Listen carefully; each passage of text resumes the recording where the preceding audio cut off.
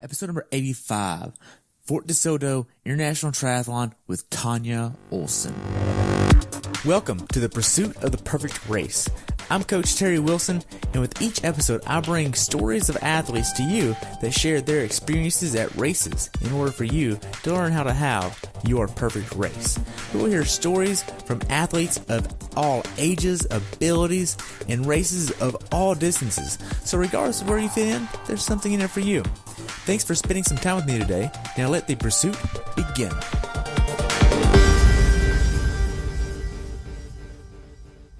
Hello everyone and welcome back to the pursuit of the perfect race. Today I have the pleasure of talking with my friend Tonia about her recent race at Fort Desoto International Triathlon. This race took place on July 7th, 2018, where she had a great time of 2 hours, 40 minutes, 15 seconds. Tonia has been doing triathlons for 2 years now. The temperature on race day was 79 and rose to 88, and this was a non-wetsuit legal swim. Welcome to the show, Tonia. I look forward to hearing about your race experience. It was great. The weather was perfect. There weren't too many mosquitoes out with all the rain that we've had. That was one of my biggest concerns.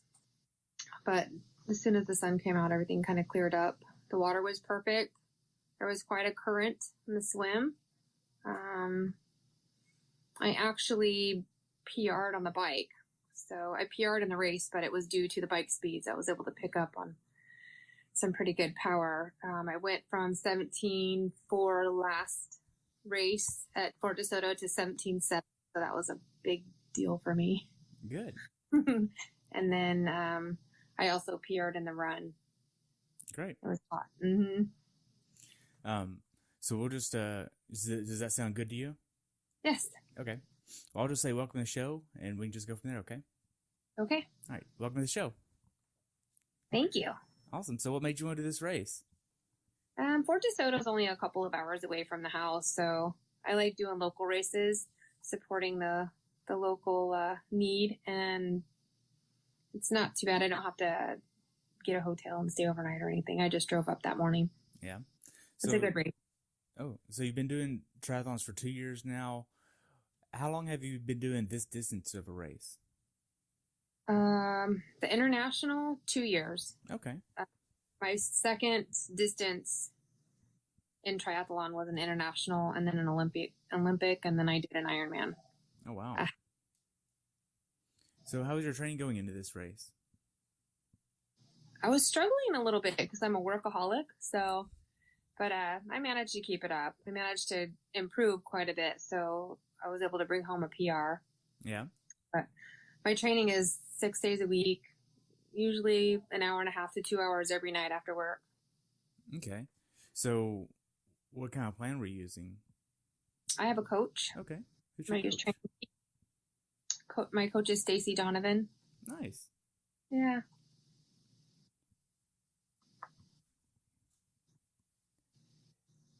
Are you okay? You seem a little nervous. No, I'm not nervous. Okay. You can feel free to talk a little bit more. It's completely okay. Oh, I've used Stacy for the last 6 months or so. I picked her up after Ironman Miami. And, I knew after Ironman Miami, I was going to do Ironman Florida. And I was a little concerned about the time it took me to get through Ironman Miami going into Ironman Florida. I wanted to make sure that I made somewhere around 14 hours. So I picked up a coach to help me get through the next big race. But she's actually helped me hone in on the smaller races like Fort Desoto, picking up speed. So I like Fort Desoto because it's flat and fast. There's no cars or people blocking the route. It's clear. Okay. So going into this race, what was your longest swim, bike, and runs? Longest bike training I did was 70 miles. The longest run, I just did Gulf Coast Ironman, so coming down off of that, I'm tapering, actually going back into a normal training and then starting to build for Ironman Florida. So my longest run was 10 miles. Okay. And then the longest swim I had was about a mile and a half. Okay. Now with your training, were you doing a lot of bricks? No, not really. Very minimal bricks. I actually do two disciplines, a couple nights a week, and then on the weekends I do bricks. But my coach doesn't require it. She doesn't feel like I need to do too many bricks. More or less the running off the bike than anything. Okay. Now, were you doing a lot of strength training? Mm-hmm. What does that look like for you? I do 10 different exercises, mainly focusing on core. But I do planking, regular planking, side planking, and I hold them for a minute or longer. And sometimes I challenge myself to hold it as long as I can. Sometimes I can get up to a minute and a half. Wow. But yeah, I still struggle with strength after I had massive strokes. So I still have some right side weakness that I'm trying to overcome. So planking is pretty difficult for me. So I can sometimes push it out to a minute and 30 seconds, but Right. that's a feat. When did you have your strokes? I was in a traumatic accident at a water park here in Florida in 2012. And from the accident, I suffered 5 arterial cerebral dissections, and I had 6 massive strokes. Wow. What does all that mean? You just went like full doctor on me, and I don't know what that means. I had a dissection is where the inside of the artery literally splits, kind of like that. The layers of the artery split inside and create a pseudoaneurysm, which is like a blockage. And I had 5 of them in my brain, and I had no oxygen go into my brain for quite a while. Wow. Yeah. What was the recovery process from that like? I was in recovery for 2 years. Wow. Yeah, I had motor skills deficit. I couldn't speak very well. Sometimes when I'm really tired, I have trouble word pulling, residual effects from the accident. Sometimes I suffer from severe migraines, which all in the recovery, the 2 years, I didn't really do anything. I had 2 years of complete darkness. I couldn't go outside. I didn't socialize. Light and sound hurt my head really bad. Wow. They made special glasses for me and special monitor covers, and yeah. And then, well, it's been 6 years now. June 30th was 6 years for me. And, now I go outside with special sunglasses and I race, and it took me from 2014 all the way to 2016 for my first race to actually get functional outside in the sunlight and training and running and getting back into normal life activities. Wow. What kind of accident was it? You know how when they tell you to lay down on the ride and not sit up? You need to do that. I sat up on a ride. I'm claustrophobic in small places, and the tube was really dark, and I sat up, and so I forward fell at a very fast motion, and the ride was the cyclone, and it was whipping around in a circle-like motion, and so my neck was flinging back and forth side to side, and I suffered severe head trauma. Wow, that's crazy. Man. Yeah. I'm glad you got recovered from that and you're making a good progress, and you even got a PR this time. I mean, it's like you're on the upper way out of it. Just the little tiny strides forward on the bike for me is a big deal because I have right side weakness. So when I see it on paper, I'm like, oh, I did better. Like, it's a big deal. Yes. Wow. So whenever you look at your training going into this race, what was the most training hours you did in 1 week? I would say approximately 16. Wow. Mm-hmm. That's a lot. On Saturdays are my biggest training day. Sundays are my second biggest. Usually I'm out Saturdays for at least 8 hours. And then Sunday, usually 2 or 3 hours. And then whatever I can fit in during the week is how it's been going. But I usually try to stick to an hour and a half to 2 hours every night to get something in. Okay. Now, whenever you look at your training and look back on it all, were there any days where you just mentally didn't want to train? Absolutely. How did you get past those? I look at the final race, the A race, and like, man, that's a lot of miles I have to cover. And if I don't do the time, if I don't put the work in, how am I going to get to the finish line? So I think one of the biggest fears for any athlete is that it's scary. Like if you get to that race and you pay all this money to do this race, then you DNF, or it's a big deal. Right. I mean, I think a lot of people are really scared to get the DNF, or even worse than that is really the did not start, of just not starting a race that they paid money for. And there's a lot of stories of what happens if that happens. Like, so many different situations can happen for that. And that's what this is really for, is just explore all of those. Yeah. Now, what workouts did you do that gave you the confidence to go into this race prepared? I did a lot of tempo runs, which I think tempo runs are imperative to doing anything under a half Ironman, because it's not necessarily a sprint, but it's close to it. So doing your consistent runs really helps to put it all together at a international or an Olympic distance, because it's 6 miles on the run. So, if you can get through a 4-mile tempo run, you can get through the race on race day. So I just focus on making sure that I do stick to my time restrictions on these training days and try to hold myself accountable for it. Okay. So when you're not training, racing, or having fun on the weekends, what are you doing? I have 4 rescue dogs. Really? But yeah, I do. They're my children now. My children are all grown and gone. So I have 4 rescue dogs at home, and they consume most of my downtime.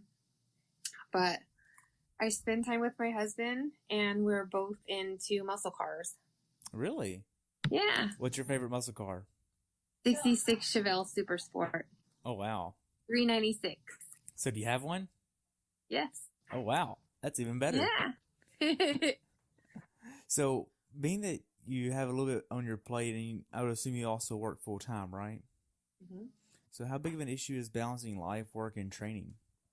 Work is a big deal. I mean, I'm actually the chief operating officer of my medical institute, and so work takes precedence over everything. So for about 9 months, I was solo running this company besides the owner, and it literally took 60, 70 hours a week of my time. Wow.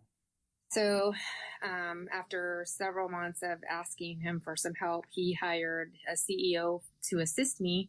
So now I have some fallback that, we complement each other's work ethics, and she actually gives me a little bit of my life back. So after she got on and started getting her wit about her in the office, I was actually able to take a 2-week vacation. And now I'm hoping to hone in on between 40 and 50 hours a week of work time. Wow. Do you bring your work home with you? I did. Wow. Yeah. Mm-hmm. Does that really play an addition of adding stress to your life? Absolutely. So does that add stress to your life in the regards of impacting your training? Absolutely. Yeah. So now that I have a counterpart that's working with me, she's able to take a lot of it off of my workload, and it really helps a lot. Now I can really focus on getting those 2-hour-a-night training days in and not stress out trying to because right now we're in the rainy season in Florida.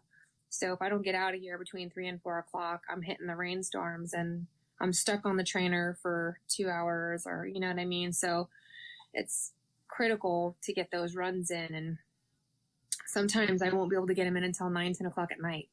Oh, wow. Yeah. So what was your taper like going into this race?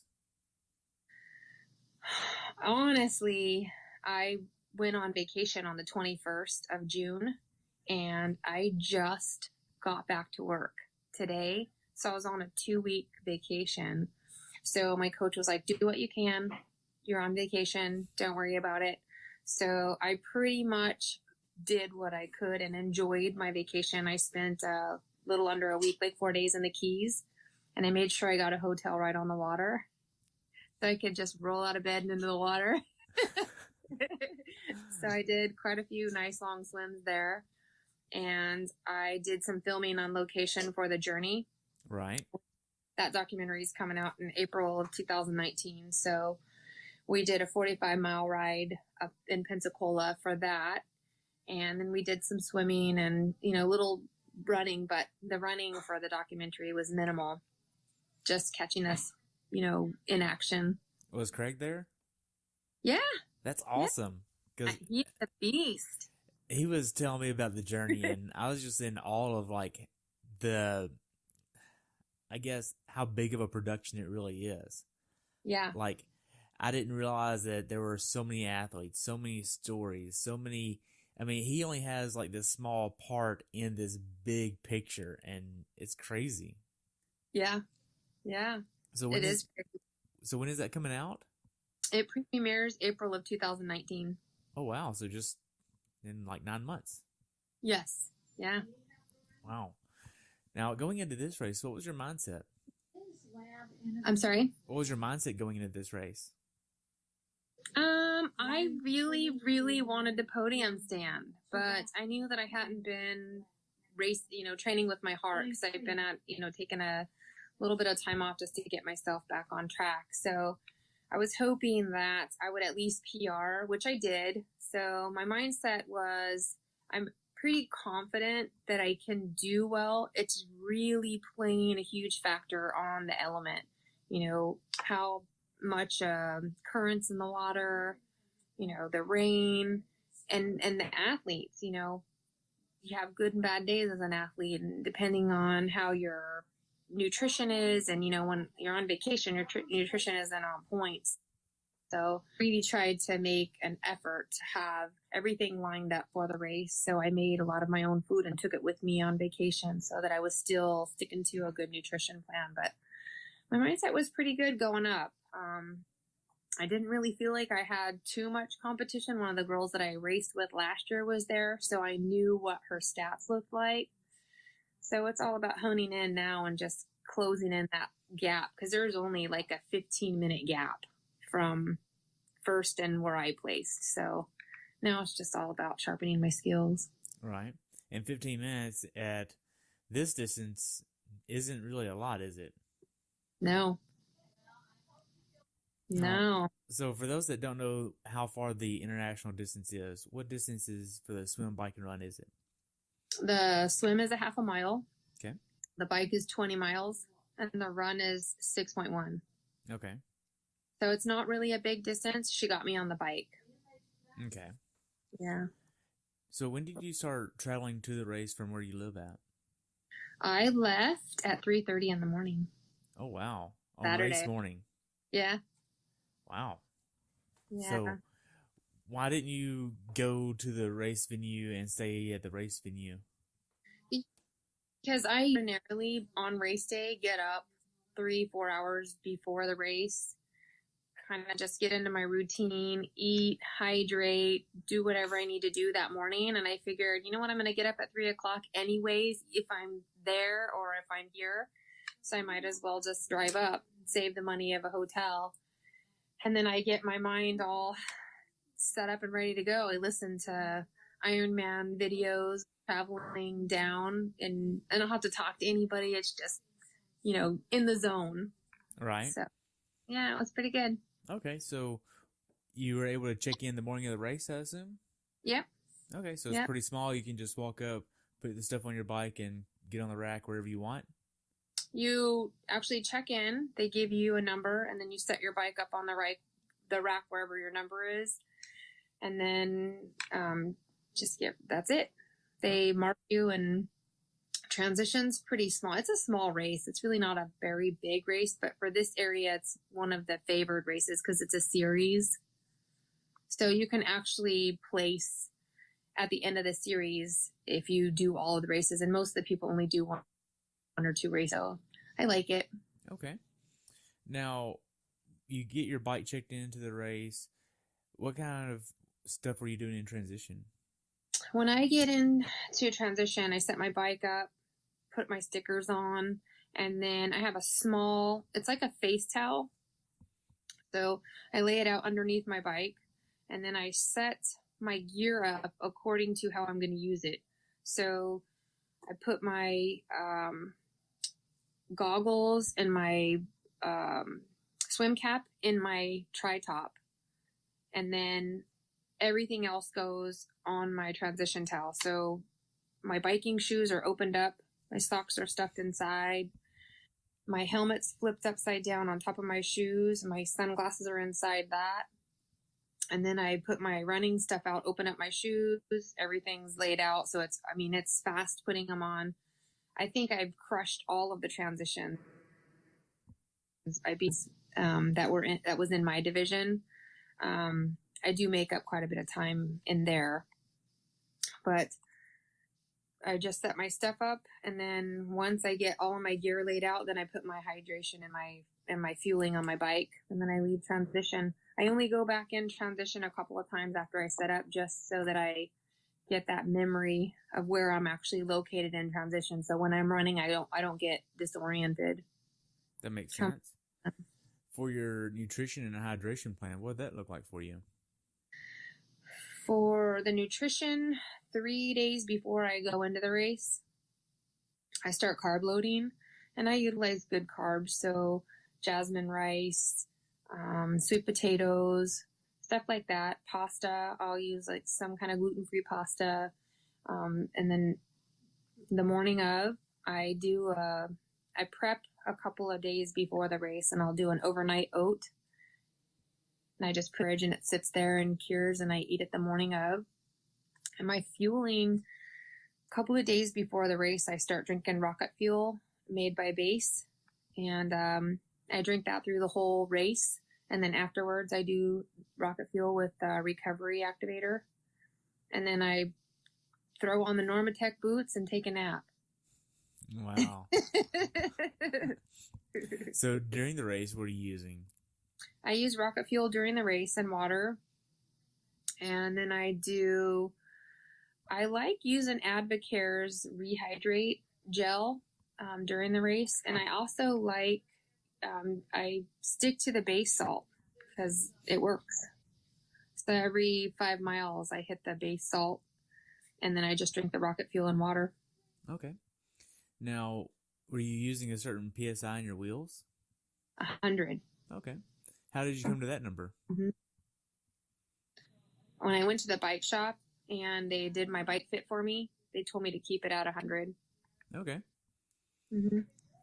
Now, whenever you get done in transition, you're heading down to the swim start.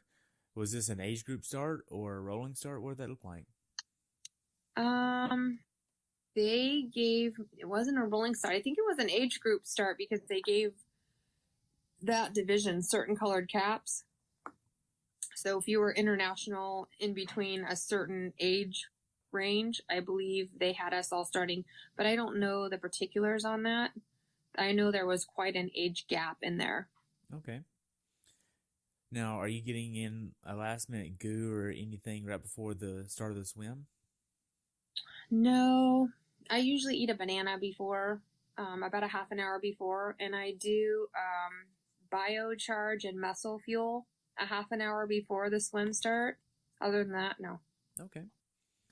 Now, your wave goes off. How does the swim go for you? The swim, there was a pretty powerful current going in. So when I started off at the shoreline and I was looking at the first buoy I had to swim to, I don't know, I want to say like 300 yards into the swim, I kept looking up and trying to spot, and I realized that I had gotten taken by the current. So I really had to fight to get back on course. But as I was looking around me, the whole entire clan got swept away by that current. So we literally fought to get back in line with the buoy and get around. Usually I can do that swim in about 14, 15 minutes. This time it took me about 17, which isn't too bad, but it was a pretty good current this year. They changed the course. Really? At the last minute. Yeah. It's usually probably 3, maybe 400 yards off the shore. And then they go, laterally, like along the shoreline for the race.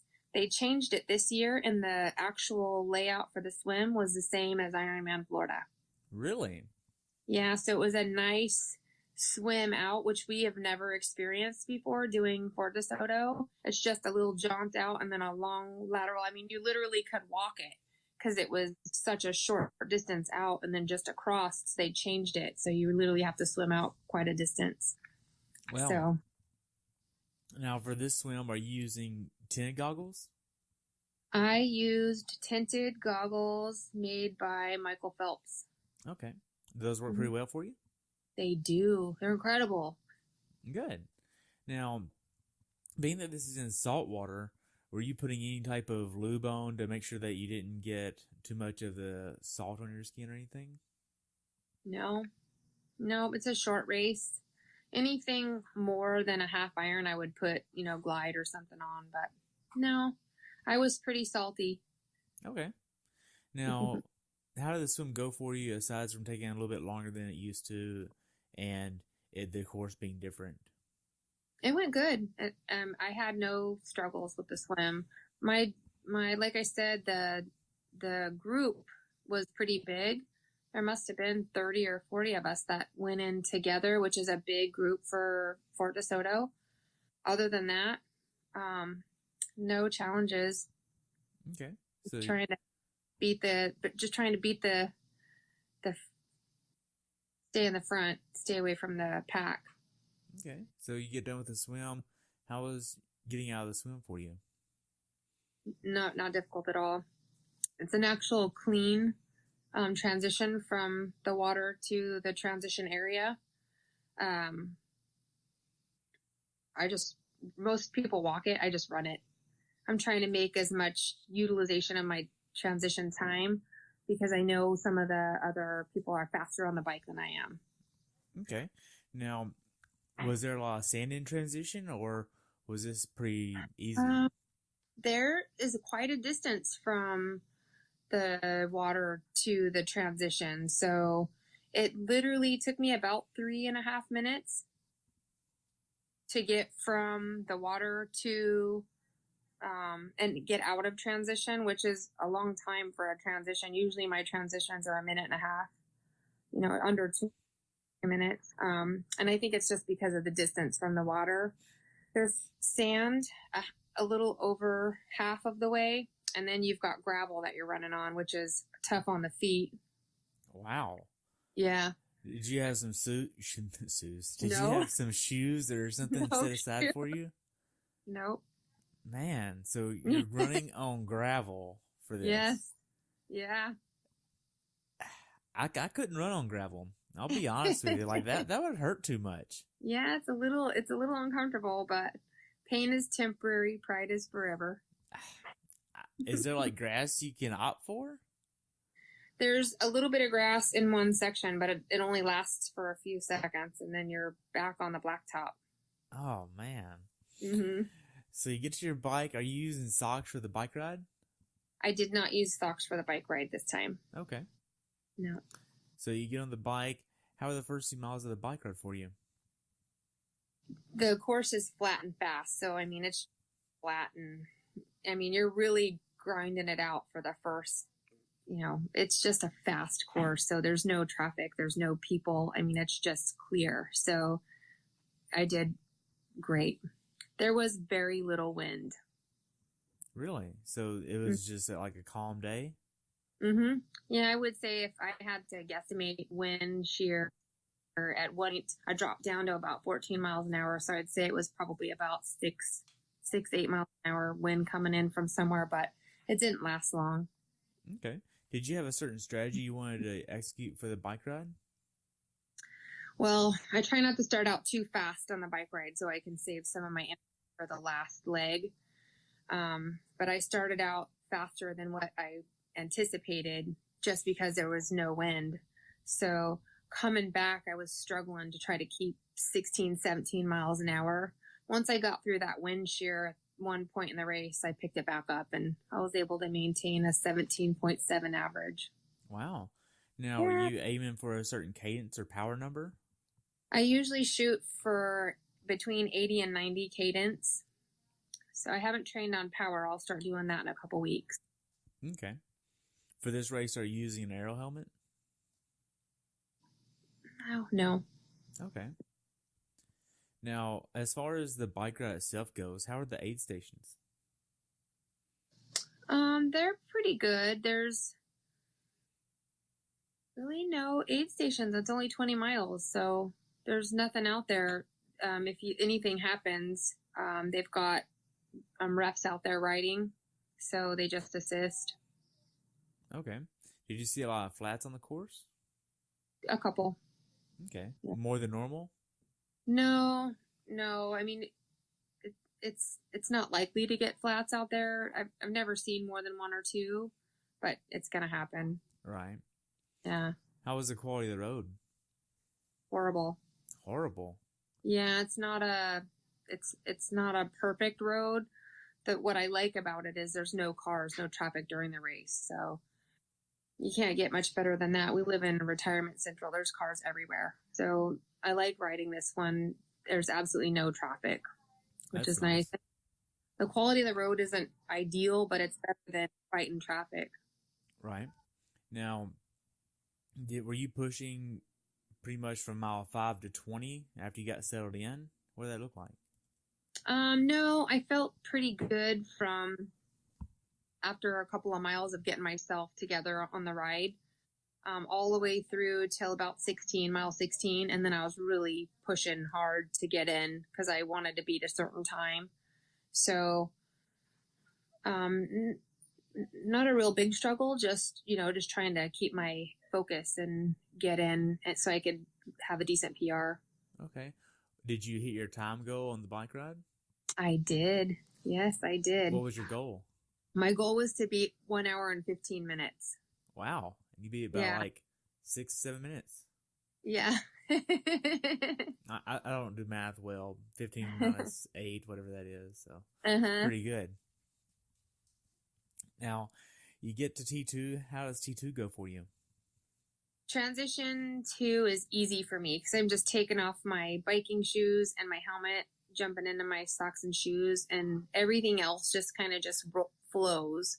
So threw my bike up on the rack, took my shoes off, slipped my shoes and socks on, took my helmet off, threw my belt on, and took off. So I think my transition 2 was just over 2 minutes. Right. Now, before you get off the bike ride, were you doing anything to help you prepare for the run? I usually do the Rehydrate gel from Advocare just to give me some energy. And then I keep 2 of those gels on my fuel belt with salt so I can continue without any cramps. Okay. Now, for the run, what was your strategy to tackle the run? I did intervals, walk intervals, and my legs just weren't cooperating on Saturday. They just did not want to run for whatever reason. So I did a 1:30:30, which I ran 1 minute and 30 seconds and recovered for 30 seconds to try to stay on target for my goals, which I did. But I would have liked to have been able to just do a nice tempo run through it. But because of my lack of training leading into this race, I don't think I did myself any justice on a smashing PR. 7 minutes was good for the lack of training that I did going in. Okay. But I did 1:30:30 through, and I skipped a couple of intervals just to try to, keep myself on target. Okay. Now, before the race started, was that the goal? What? Well, doing run So, walk intervals on the run, was that already the goal? yeah. Okay. Yeah. Just because the heat index. All right, because it was pretty warm that day, right? Hmm. Okay. Yeah. By the time I finished the race, it was like smoking hot. Wow. So how did the first few miles go for you? The first mile and a half was hard. My legs just didn't want to cooperate at all. But my coach said whenever my legs get like that, to run hard sprints to wake them up, get them going. So coming across the back end of the race, it's all sand back there for a mile and a half. So I just did sprints on the softer ground so that I wasn't pounding on pavement doing sprints. But I did sprints across the back half and got my legs a little more cooperative. And I took in some salt, and I seemed to do all right on the last loop of the race, but it was hot. Okay. Now, you say sand. Was the course own sand itself? Do what? Was the course own sand? The half of the course is on sand. Wow. So you have to So run on sand. I mean, is this like soft or packed sand? soft sand. Man, Hmm. that's tough. So you do 2 3 mile loops, and half of that mile and a half is soft sand. Man. So did you experience any cramping or GI issues on the run? Cramping in my foot usually just it's a signal that I'm low on mag or potassium. So I just hit the salt, drink some water, and keep going. Okay. Now, did you do a little bit more running on the back side than the front side? Yeah, just because it's softer. Okay. Oh, I was actually meaning like over the run course. Did you do more running on the back side of the run versus the front side? Yes. Okay. Yeah. Were you starting to feel a little bit stronger on the back side? Yeah. So how hard was this run for you? It wasn't too bad. Like I said, it just because I hadn't been, sticking to my training going in. I knew it was going to be a struggle, but I did it. Okay. After a pretty powerful ride like what I did that day, my hip was hurting a little bit because I have right side weakness that I still struggle with. So my right hip was hurting a little bit in the run, but I just I don't think about it. I just push myself through. Okay. Where was your hip hurting at? It hurts. I'm trying to think of the name of the muscle. It's a ligament tear in my hip somewhere from Ironman Miami, and I've been trying to build up since then, but it's just due to the weakness that I still have from the accident. Okay. So the last mile or two of the run, how was that for you? Not too bad. The last couple miles wasn't bad at all. Okay. I was warmed up by then. Right. So the last 800 yards before the finish, how was that for you? That was pretty strong. That was a strong finish. I remember last year when I did this run, there was a guy racing. He had two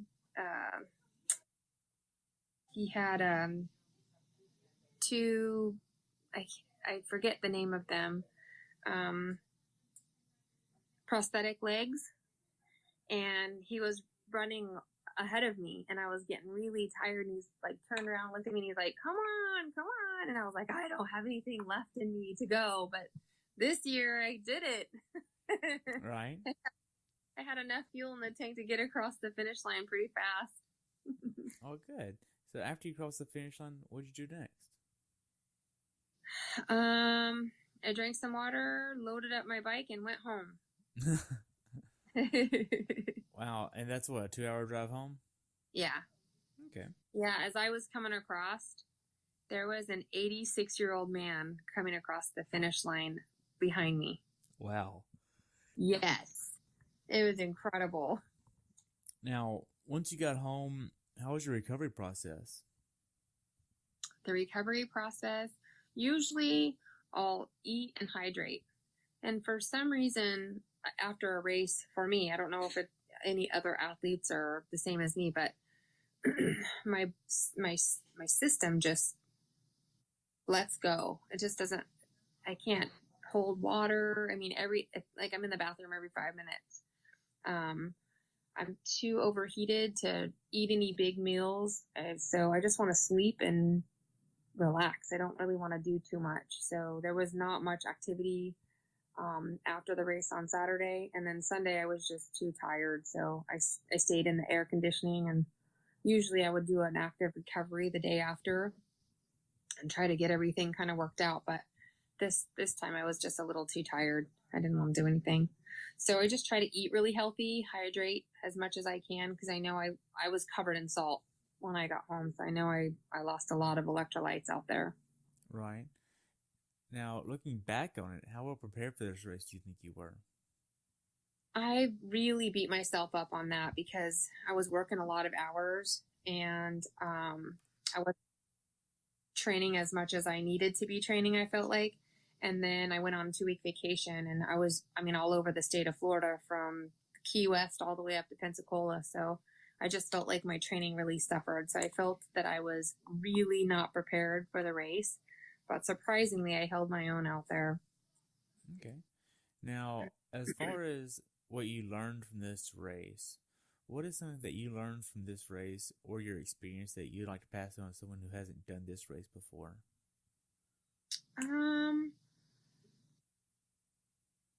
For this race, it's just a flat, fast course. So if you're looking for a race that you really want to PR in or that you want to medal in, this is a really good race to do that. It's not hard to medal in this race. The sprint distance is, it's enjoyable. It's short and fast, but that's a bigger participant list. The international distance the list is small for participants. So if you're looking for a distance that'll challenge you and you want to medal up, this is a good race for it. Okay. And for first timers, what advice would you give them? If the first timers in the sprint distance, it's a great race because it's a smaller division. Out of all the smaller races that I've been to, usually they've got a sprint, an international, or an Olympic distance. This is probably the smallest race that's there. So it'll give them a really good idea of what transition looks like and, how to get through the race and actually feel accomplished because it's fast. It's a really fast course. Okay. Now, how could the race organizers have made your race experience as an athlete better? I have to say for a multi-sport race, last year they had some people that were in power in the organization that were not accommodating to the participants. And I had sent an email to them and said I didn't want to participate in any of their events anymore because we had all set our race schedules up for our A race, which was Ironman. And unfortunately, came through as a hurricane, and we all suffered a lot of damage in the area, even Fort Desoto.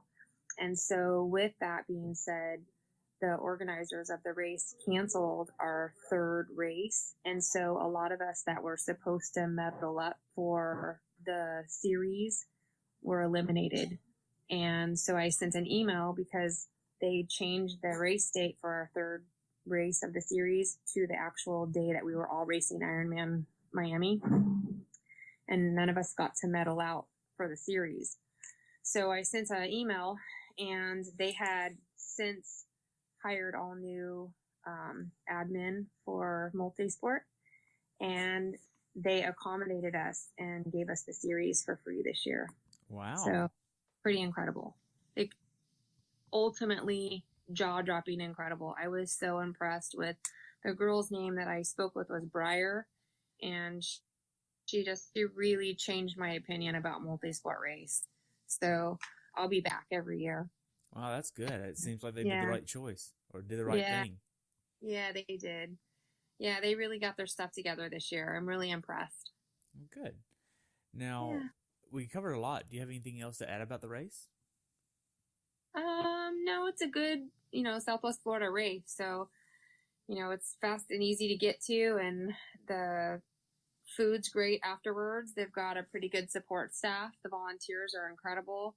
They had 1, 2, 3 stations on the run course. So, nobody gets dehydrated. Yeah. The fueling is awesome. And the support on the course is amazing as usual. So, Okay. yeah.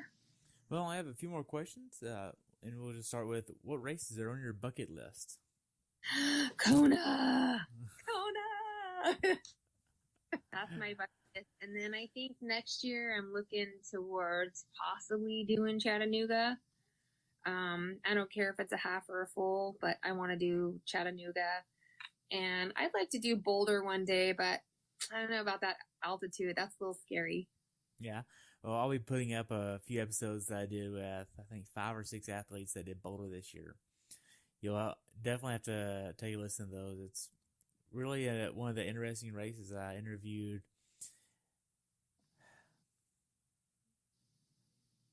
I want to say 2 people that DNF'd for sure. Oh. And they share what happened to them. I mean, this race had over 30% DNF. So Yeah. a lot of the field. And they shared their experience about what happened. And one guy, Brian, that I interviewed, he drank a lot of water.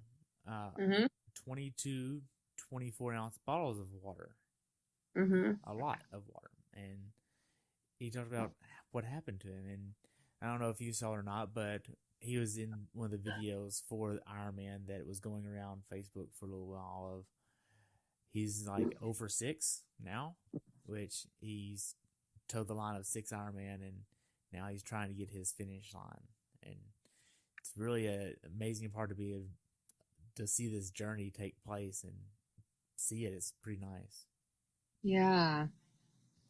So yeah, there's a lot of altitude sickness from Boulder. Right. And I think that is a little bit of people not getting there early enough for it. Because I went and volunteered last year for the 70.3 and the full there. And I got there a day beforehand, and I was gone before the 3rd day. But the 4th and 5th day are usually the really hard days.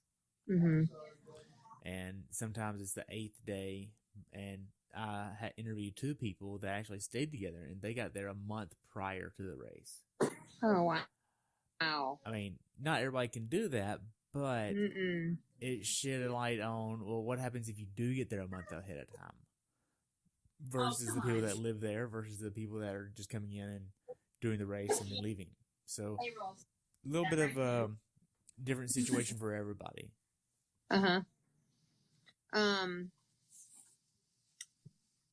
I would never be able to make it a month early.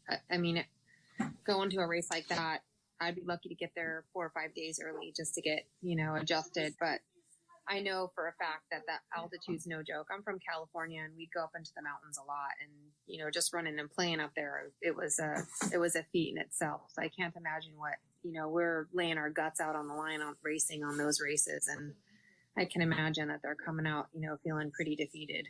Right. So what's next for you? I know you're doing Ironman Florida. What else is out there for you?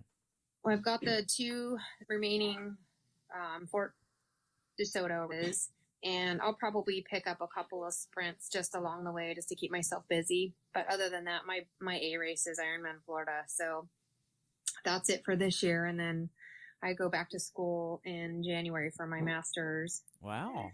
So, yeah. Well, I'll be finishing up my bachelor's next year, so Yeah. I'll be right there with you, hopefully, ish. We'll see. So how can athletes follow you? They can follow me depending on, I'm not very savvy with techie stuff, but I am on Instagram under Tons at Work. And then I'm on Facebook, and I'm under Tonia Olsen on Facebook. Okay. Yeah. Well, I have one more question, and that's, what's your definition of a perfect race? A finished race. A perfect race is a finished race. I mean, we all have our ideas of the perfect race that we want for ourselves.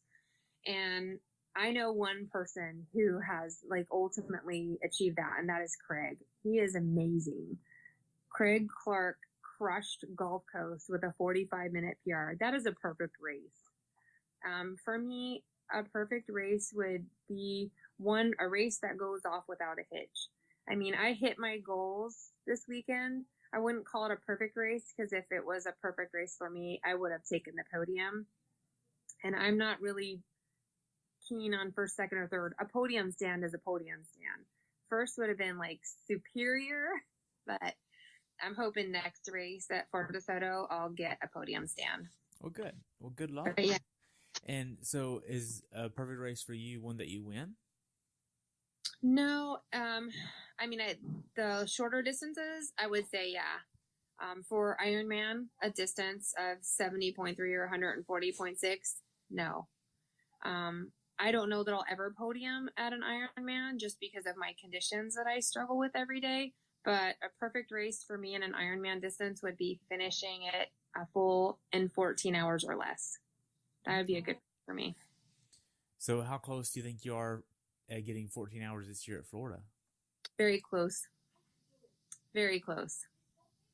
Yeah, we'll see. Well, good luck, and I just want to thank you so much for sharing your experience about your race at the Fort Desoto International Triathlon. I've enjoyed hearing about it, and I look forward to following you at Florida this year, and I'd love to have you back on after Florida. Thank you. Thank you so much for having me on your show. You're welcome. You have a good day, okay? You too. Thanks. Thanks for tuning in today. I hope you were able to learn something from today's episode. If you enjoyed the show, please take a minute to leave a review on iTunes or share it with a friend. Be sure to subscribe so you never miss an episode. If you'd like to see pictures from this athlete's race, learn more about who I am, what I'm doing, or be on the show yourself to share your story, check out my website at CoachTerryWilson.com. Until next time, continue the pursuit.